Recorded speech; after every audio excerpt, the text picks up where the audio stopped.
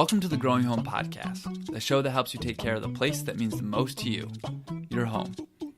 I'm your host, Terry Theron, and I'm usually alongside your co-host, Len Giddix, but for this episode, Len was practicing on being retired and enjoying some time well earned.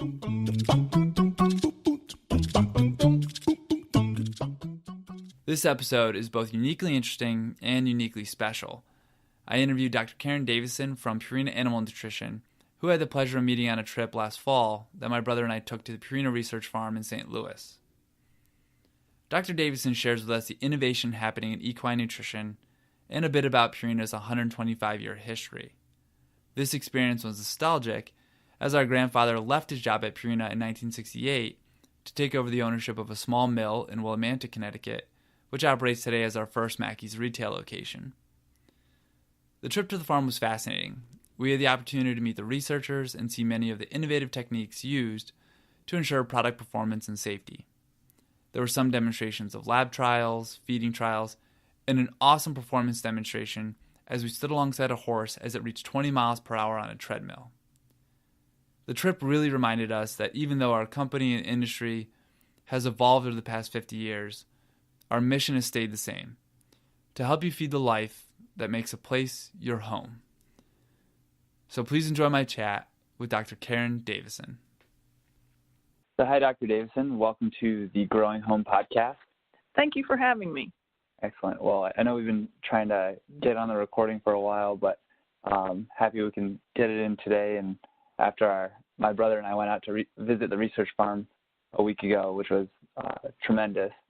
But for today's session, we'd like to learn about the innovation going on in Purina and its history. But to start, could you share with us about your position at Purina and where your background in nutrition started?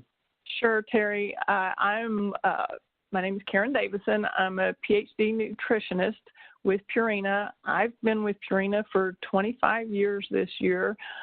So long time employee here at Purina, and my background has been in horses. I grew up in Texas, showing and rodeoing and competing with horses my entire life, and I went to college to Texas A&M with the goal to become a veterinarian, because if you lived in Texas and wanted to be a veterinarian, Texas A&M was the place to go.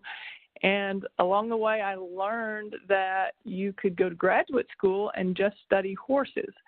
So much to my father's dismay, I decided at the time that anything I ever wanted to do to a cow, a cat, or a dog, I could already do. But horses were my passion, and I found a place that I could just really nourish that passion. And so I graduated with my bachelor's degree at Texas A&M.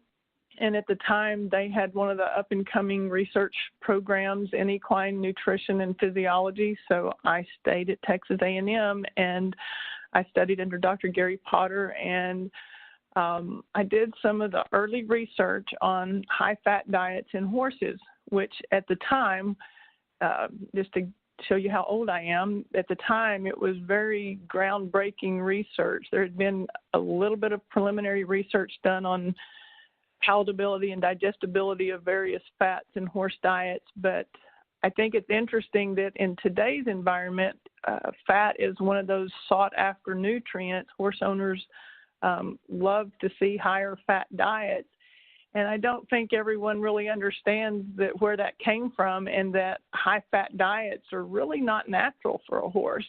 And so when I did some of that early research, it was simply using fat to increase calorie intake in horses who had very high calorie requirements, such as lactating broodmares and high-end performance horses.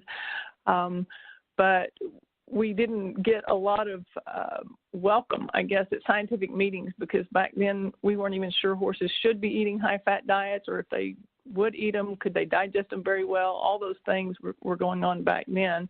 But that was my start into equine nutrition. Was I went to Texas A&M, and I got my master's and my Ph.D. in equine nutrition. And I worked for the Texas Agricultural Extension Service for years, doing 4-H and adult education programs across the state of Texas. And then along the way, my husband, who was into horses and cattle, but we went into partnership with some friends in a cattle preconditioning yard, which is a place to get cattle healthy and eating feed and ready to go to a feed yard. And that's where I met someone from Purina who ultimately ended up introducing me to someone else, and I ultimately ended up going to work for Purina, which was really exciting for me to get more into the horse nutrition, because I tried to do the cattle nutrition part at the feed yard, and I had all the education. I just didn't have the experience in the research, and I wasn't nearly as good of a cattle nutritionist as I hope I am as a horse nutritionist. So that was kind of a background, and kind of a funny, interesting note there is while I was in graduate school, when I was an undergraduate, I had a course from a professor, Dr. Howard Hesby, who was really adamant about teaching students practical things and helping students know where they may be able to get jobs out in agriculture and in industry. And I went on a field trip class that he had that we went up to St. Louis, and part of that field trip was going to see Purina, and I went to the Purina Animal Nutrition Research Farm that you visited last week. I went there the first time, and that was in 1983, and I was just fascinated with the facilities and the researchers and all that was the animals and all that was going on there. And that was a full 10 years before I actually went to work for Purina. So it's kind of an interesting how your life kind of leads you along, and things that you never envision happening in the future, little pieces of it happen along the way. But that's how I got into horse nutrition, and my family is still, my husband still trains horses. My children both ride and compete. So the Davison family is kind of all horses all the time. So Purina is, one of the most innovative feed companies out there today, but especially coming from my visit being out there and a little bit of my family history, I know that Purina Mills itself has a long history. Could you share with us about the history of Purina Mills and, its evolution to today? Sure. It's a long and proud heritage that Purina has, and while I've been here a long time, I certainly wasn't here from the beginning. Purina started as the Robinson Danforth Commission back in 1894, and what gives me a lot of pride is that it did start out as a horse feed company. The very first feed that was made by that company was horse and mule chow. And being established in St. Louis, that was a time when horses and mules were the work animals. They were the trucks and tractors and barges and whatnot that moved things through the city as it was growing and developing. And Mr. William H. Danforth was the beginning of this company, and he had quite a vision. He saw early on that what you fed those animals affected how they did, their health, their longevity, how well they worked. And so even back then, he started this history of that nutrition impacted animals' health and well-being, and it developed on from there. The checkerboard that everyone knows and recognizes as a Purina logo started in 1902, and then the research farm that I visited long ago and you visited last week, it actually started in 1926.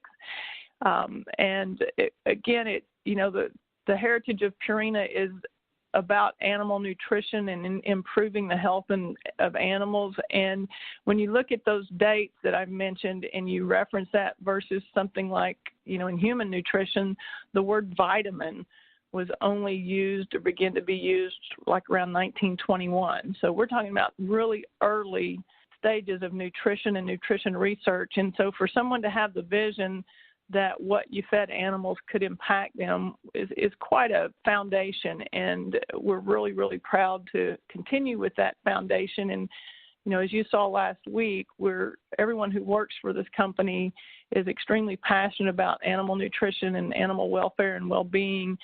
But we kind of understand that as smart as we all think we are, we really stand on the shoulders of great visionaries in this company, because you couldn't start from scratch today and build what this company has in that research facility, and all the history and all the knowledge that's been accumulating in this company for all those years. So we're really, really proud. And another interesting little side note is that in 1965, we hired the first strictly equine nutritionist, in Dr. Ed Ott, and he started the building of our equine research unit that specifically focused on horses since then.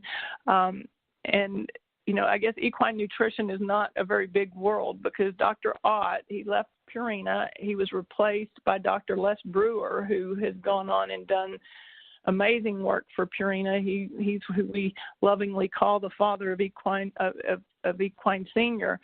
But Dr. Ott went on to the University of Florida to teach, and our own Dr. Kelly Vineyard, who's now on the Equine Technical Solutions team with me, she's been with Purina for 8 years now, I believe. She was one of Dr. Ed Ott's last graduate students in Florida. And then Dr. Ott's granddaughter, Tiffany, works for Purina in Florida as well. So it's amazing how many places we all interact, and it all comes back to Purina and the history of Purina. An interesting note that a lot of people don't realize, Terry, is that checkerboard logo that started in 1902 and is recognized as the Purina logo, as happens as companies grow and mature over years and things happen and people, businesses merge and sell sections and things like that. Well, back several years ago, before I started working for Purina, the company did divide. So what started out as Robinson Danforth Commission evolved into Ralston Purina Company, that a lot of people remember way back in the day. And then eventually Ralston Purina Company divided out, and to what is now, there is our distant cousins now, is the checkerboard branded products that you see in the grocery stores and the dog and cat products.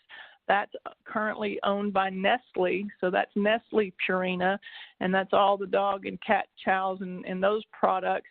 The company that I work for now is Purina Animal Nutrition, which is owned by Land O'Lakes, and most people may know Land O'Lakes as the butter company, and Land O'Lakes is a co-op of dairy farmers. And, sometimes people wonder, why would a butter company own a feed company? But when you think about where butter comes from, and you think about it coming from dairy cows, and dairy cows definitely need to eat, so it makes a lot of sense. And so we've been owned by Land O'Lakes for years now.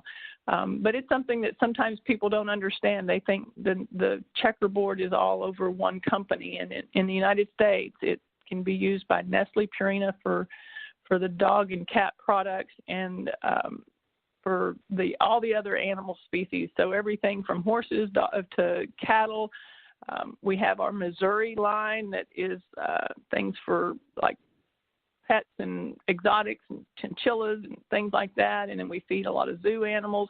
So all of those kind of animal products that are under the checkerboard that you would buy at an independent Purina feed dealer like Mackey's, those are Land O'Lakes Purina products.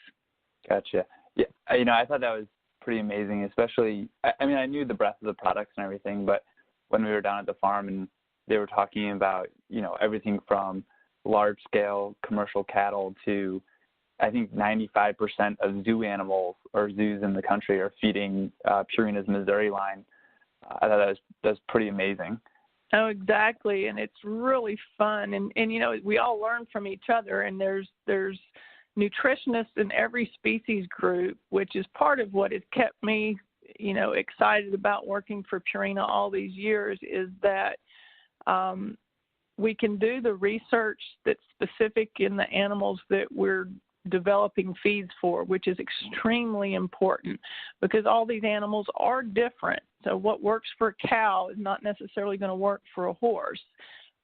And it's important that we do the research in the animals and let the animals that you're developing the feed for tell you if it's working for them or not.